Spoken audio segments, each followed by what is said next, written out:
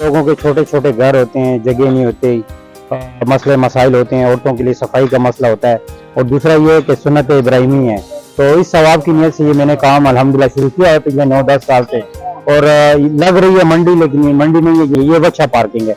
तो यहाँ पर अल्हम्दुलिल्लाह नहाने का बंदोबस्त है जानवर का, यहाँ पर घास फूस मिलती है, यहाँ पर डॉक्टर का मुकम्मल इंतजाम किया हुआ है, यहाँ पर धूप से बचाव के लिए जानवरों का इंतजाम किया हुआ है। और यहाँ पे अल्हम्दुलिल्लाह यहाँ पर आप देखें पूरा एक माहौल सा बना हुआ है। आपको सहूलियात सबसे पहले ये सहूलत है कि आपका जानवर आता है, यहाँ पर आराम से गाड़ी में उतारा जाता है। उतारने के बाद जानवर यहाँ पर हम उसको अपनी वो जो जानवर की कुरली होती है उसके साथ हमने बांध दिया।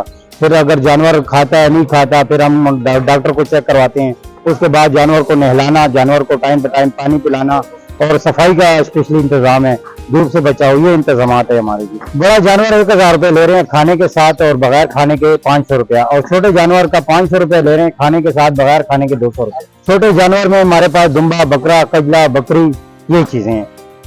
और बड़े जानवर में बैल है, चोटी है, जोटा है, ये मुख्तलिफ चीजें हैं। और अनकरीब ऊँट भी आने वाले हैं।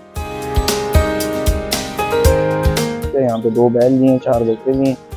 खैर से यहीं पे खड़े किए हैं क्योंकि घर में जगह कम है, उसकी वजह से यहीं पे खड़े किए हैं। इंतजाम भी अच्छे हैं और वो फैमिलीज भी आती हैं, साफ सफाई का भी ख्याल किया जाता है, सारी चौकीदार सब कुछ है, बहुत अच्छी मैनेजमेंट। बहुत ही कुछ ज़बरदस्त इसका प्रोग्राम है ये।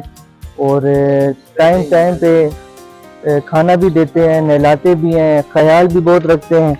यहाँ पर बच्चे भी आते हैं, घूमते हैं, फिरते हैं, और बहुत ज़बरदस्त इनकी सेटिंग है।